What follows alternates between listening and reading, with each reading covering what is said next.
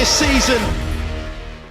No início da última temporada, Fernando Alonso terminou no pódio 6 vezes nas primeiras 8 corridas. Naquela época parecia que estávamos presenciando o renascimento de sua carreira, e mais do que qualquer outra coisa, uma renovação de sua reputação. O ano passado deixou claro para mim que mesmo aos 43 anos de idade, Fernando ainda é um dos melhores pilotos do grid. Se você colocá-lo em um carro vencedor, ele é mais do que capaz de disputar um campeonato. A razão pelo que eu acho que a última temporada foi tão significativa é que ela deu aos novos fãs uma apreciação muito melhor de quão bom Fernando ainda é. Em vez de apenas ouvir pessoas como eu falando sobre o quão bom Fernando era, eles puderam ver isso por si mesmo quando ele foi colocado em um carro capaz de competir por pódios contra pilotos como Verstappen, Hamilton e Leclerc. Observando a reação positiva dos fãs, acho que Alonso conseguiu convencer muita gente de que ele ainda traz muito valor para o grid da Fórmula 1. E também acho que ele conquistou muitos novos fãs no processo, porque no final das contas, independentemente das suas preferências, quando você vê um piloto maximizando seu carro e obtendo performances consistentes, isso é algo que todos os verdadeiros fãs de corrida podem apreciar. É importante também relembrar que quando a Renault anunciou em 2020 que estava trazendo o Fernando de volta para 2021, houve muita resistência. Esse foi um momento em que a Fórmula 1 estava crescendo em popularidade, especialmente com o público mais jovem, e também coincidiu com uma entrada rápida de novos pilotos jovens e empolgantes, como Leclerc, Norris e Russell. Portanto, trazer de volta um piloto de 39 anos na época não animou nem fez sentido para muitas pessoas na Fórmula 1. Porém, as palavras são ditas na pista. Com o tempo, a idade de Alonso quase se tornou um não assunto, e ao longo dos últimos 3 anos ele provou seu valor repetidamente com seus pódios, consistência em marcar pontos, suas performances destacadas em qualificações e também a sua personalidade que acrescenta algo diferente. E agora pode parecer loucura dizer que um grid onde temos apenas 3 pilotos que são campeões mundiais, um deles tem que provar seu valor para não ser criticado, mas infelizmente essa é a realidade para pilotos na fase final de suas carreiras. No final das contas,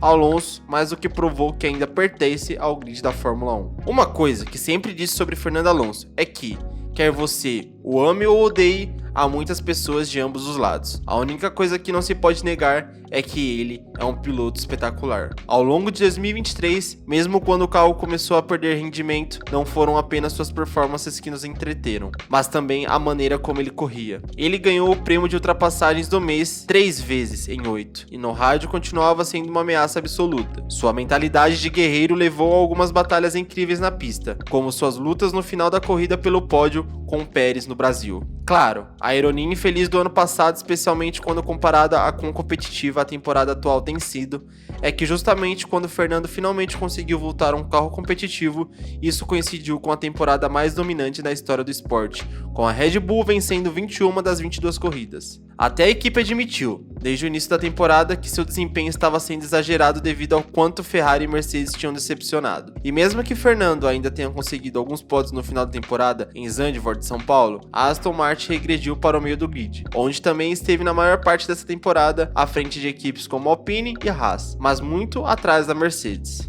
Com razão ou não, Alonso ainda tem um pouco de reputação de ser um disruptor. No início da temporada, depois de que Hamilton causou um caos no mercado de pilotos ao se mudar para a Ferrari, isso abriu oportunidades na Mercedes ou na Red Bull.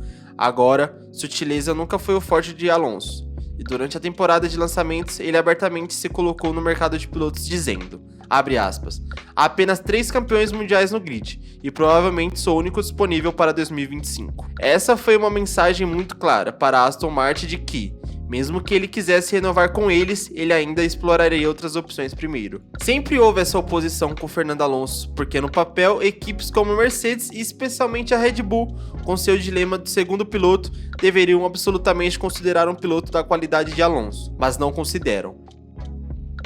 Eles ainda acham que ele traz muita bagagem e tem uma reputação de ser um disruptor, o que não vale o risco.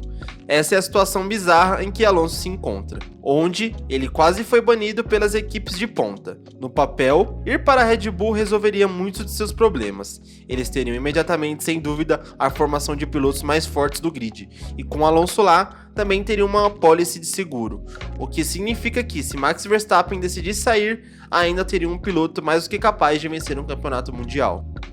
Agora, Max, como a maioria dos pilotos, diz que não se importa com quem está no outro carro, porque pode vencer qualquer um. Embora eu acredite que ele realmente pense isso, Também acredito que ele e sua equipe têm muito mais influência sobre quem é seu companheiro do que deixam transparecer. Em uma entrevista a um jornal holandês, Max disse, abre aspas, se você me perguntar, acharia estranho contratar um piloto de 42 anos. A Red Bull sempre teve a tradição de treinar jovens pilotos. Já se desviou dessa tendência com a contratação de Sérgio Pérez e ainda mais com um piloto de 42 anos. Eu me dou bem com o Alonso, não é isso, mas também olho para o futuro da equipe. No final, cabe a eles decidir quem são os pilotos. Helmut Marko, ao ser questionado sobre a possibilidade de emparelhar Alonso com Max Verstappen, acrescentou: não acho que seria muito difícil para a equipe ver quem é mais rápido. Nenhum deles é muito modesto e seria muito difícil para a equipe levar isso em uma direção positiva. Devido ao quão valioso Max é como ativo para a Red Bull, acho que eles dão muito mais valor em garantir que Max esteja no ambiente mais confortável possível, o que inclui quem é seu companheiro de equipe, em vez de emparelhá-lo com o melhor piloto disponível na época para formar a melhor dupla mais forte e competitiva possível. Quando você tem um problema de segundo piloto como a Red Bull tem, e há pilotos como Alonso no mercado, as razões que foram relatadas para que esses pilotos não fossem seriamente considerados pela Red Bull são as tensões anteriores entre Max, Carlos e seus pais, e como vimos, a Red Bull simplesmente não acha que Max e Fernando criariam um ambiente positivo e produtivo que pudessem controlar. Quando o Fernando anunciou que ficaria na Aston Martin, foi um movimento pragmático que fez muito sentido, porque, embora sua gestão definitivamente tenha contatado equipes como Mercedes e Red Bull e feito sua devida diligência, ele também não podia se dar ao luxo de deixar a Aston Martin esperando por muito tempo, com medo de que Carlos Sainz pudesse entrar na mesa de negociações e tomar o assento dele, como parte da extensão que o verá lá até pelo menos as novas regulamentações de 2026, Fernando Alonso disse. É um projeto de vida, de certa forma, para mim.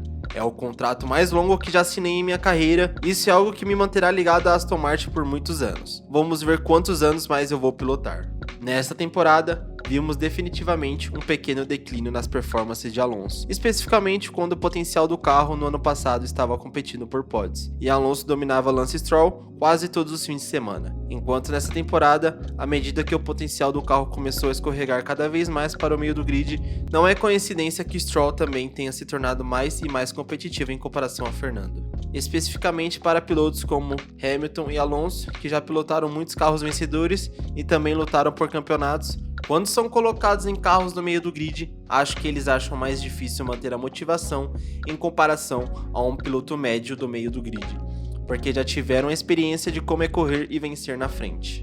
Agora, muitos fãs provavelmente estarão dizendo que se esses pilotos são tão bons, então eles deveriam estar igualmente motivados para pilotar no meio do grid como estão para pilotar na frente. Mas seres humanos, e especialmente pilotos de corrida, nunca são tão simples. Acho que essa é a principal razão pela qual, relativamente falando, porque Stroll não é tão bom quanto Russell. Quando a Aston Martin e a Mercedes perdem competitividade, é quando vemos Stroll e Russell se aproximando de seus companheiros de equipe.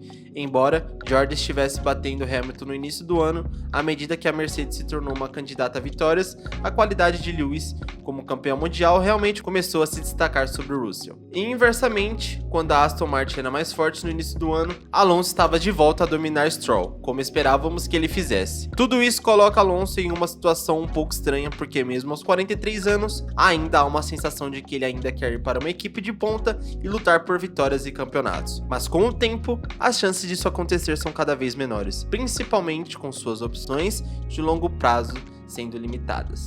Uma coisa boa também é você deixando o seu like, se inscrevendo aqui no canal se gostou do vídeo. Se quer mais vídeos como esse, não deixe de apoiar. Valeu e até o próximo vídeo.